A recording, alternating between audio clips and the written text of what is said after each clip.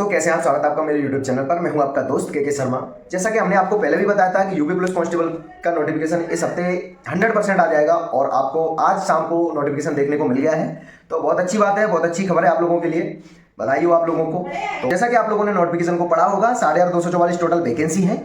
और आप लोग सोच रहे होंगे कि 8,500 वैकेंसी बहुत ज़्यादा होती हैं, तो उत्तर प्रदेश की जनसंख्या भी बहुत काफ़ी ज़्यादा है और बाहर के लोग भी इस बार बहुत ज़्यादा संख्या में फॉर्म फिल करने वाले हैं।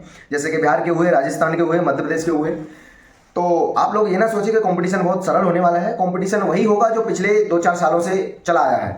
तो आप ये लोग बिल्कुल ना सोचें कि हम थोड़ी कम पढ़ाई करेंगे तो हमारा सिलेक्शन हो जाएगा। आप जैसी पढ़ाई कर रहे हैं उसको और बढ़ा दीजिए, क्योंकि अगले 2 महीने में एग्जाम है आपका। फरवरी में प्रस्तावित एग्जाम है 14 फरवरी का।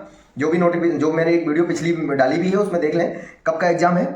तो अभी मैं बात कर लेता हूँ सिलेबस के बारे में। तो क्या सिलेबस रहने वाला है यूपी पुलिस का, जैसा कि आप जानते भी होंगे, पिछले स्टूडेंट जिन्होंने एग्जाम एक दो बार दिया होगा तो उनको पता होगा कि क्या सिलेबस रहता है यूपी पुलिस कांस्टेबल के लिए। टोटल 300 मार्क्स का एग्जाम होता है और 150 क्वेश्चन आते हैं, जिसमें 4 पार्ट्स में डिवाइड किया जाता है। 4 सेक्शंस आते हैं अलग अलग। जीएस के 38 क्वेश्चन आते हैं 76 मार्क्स का, और हिंदी का 37 क्वेश्चन आएंगे। और मैथ में इन्होंने 2 सेक्शन डिवाइड किए हैं, जिसमें एक मेंटल एप्टीट्यूड और एक मेंटल एबिलिटी टेस्ट करके 2 सेक्शन दिए हैं। तो ये आपको एक बेनिफिट है, क्योंकि मेंटल एप्टीट्यूड में क्या रहता है कि मैथमेटिकल रीजनिंग का थोड़ा पोर्शन आ जाता है, तो वहाँ आपको बेनिफिट है। आप आराम से 30+ मार्क्स वहाँ पर गेन कर सकते हैं। 30+ क्वेश्चन आप आराम से सही कर सकते हैं। दूसरा, मैं रीजनिंग के बारे में इस बार बताऊंगा कि रीजनिंग का जो सिलेबस है बहुत ज़्यादा ब्रॉड है और क्वेश्चन उसके 37 ही है। इसलिए मैं आपको बता रहा हूँ रीजनिंग आप अभी से सही से पढ़ना चालू कर दीजिए, क्योंकि उसमें आईक्यू और मेंटल एप्टीट्यूड वो सारे चारों पार्ट्स में मिला के आपको इस बार देने वाले हैं। उसमें वेन डायग्राम्स वगैरह ये सब आने वाला है, तो आप उसको बहुत अच्छे तरीके से पढ़िए, क्योंकि रीजनिंग में आप आराम से 35 क्वेश्चन या 33 क्वेश्चन आराम से आप कर सकते हैं। मैथमेटिक्स का भी यही है, आप आराम से मेरे हिसाब से 35 भी आप करेंगे तो कोई आश्चर्यजनक वाली बात नहीं होगी कि आपने 35 क्वेश्चन उसमें अटेम्प्ट किए या सही किए। और इस बार नेगेटिव मार्किंग है, तो आप ध्यान रखना, अगर आपसे क्वेश्चन बन रहा है तभी आप उसको अटेम्प्ट करना, खासकर मैथ रीजनिंग में। बाकी आप छोड़ देना, स्किप कर देना, कोई दिक्कत वाली बात नहीं है।